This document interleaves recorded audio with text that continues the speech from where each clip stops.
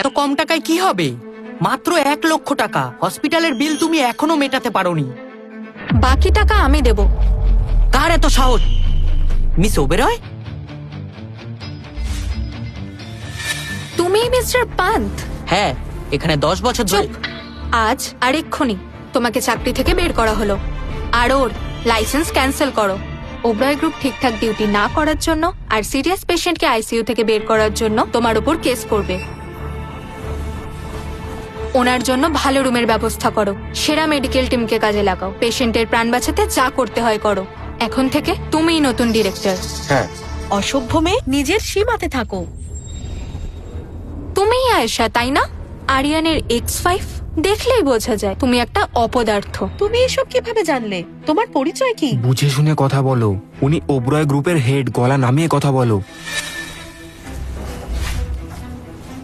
নিজের পরিচয় দিয়ে দিই, আমি তানিয়া ওবরয়, ওবরয় গ্রুপের সিইও, আর তার সাথে আরিয়ানের হবু স্ত্রীও। এটা কিভাবে সম্ভব? ওবেরয় গ্রুপের সিইও ও তোমাকে বিয়ে করবে কেন? আমি কি বললাম শুনতে পাওনি? আরিয়ান খুব ভালো ছেলে, তুমি ওর যোগ্য না। আরিয়ান তো ফুড ডেলিভারি বয়। তুমি ওর মধ্যে এমন কি দেখলে? আমি শুধু এটুকু জানি, আরিয়ানের মতো সৎ মানুষই আমার স্বামী হবে। তানিয়াকে বাঁচানোর জন্য আপনাকে ধন্যবাদ। তানিয়ার ভাগ্যে প্রচুর ধন সম্পত্তি আছে, ওর ভবিষ্যৎ খুব উজ্জ্বল। কিন্তু 23 বছর বয়সে ওর জীবনে ঝুঁকি আছে। যদি সেটা কাটিয়ে উঠতে পারে তাহলে আর চিন্তা নেই। ওর বাঁচার উপায়? ওর হাতে সেটা নেই। ওর জীবন সঙ্গী একমাত্র সেই বাধার সামনে ঢাল হয়ে দাঁড়াতে পারবে। মনে হচ্ছে আমার ওপর আসা বিপদটা আরিয়ান কাটিয়ে দিয়েছে।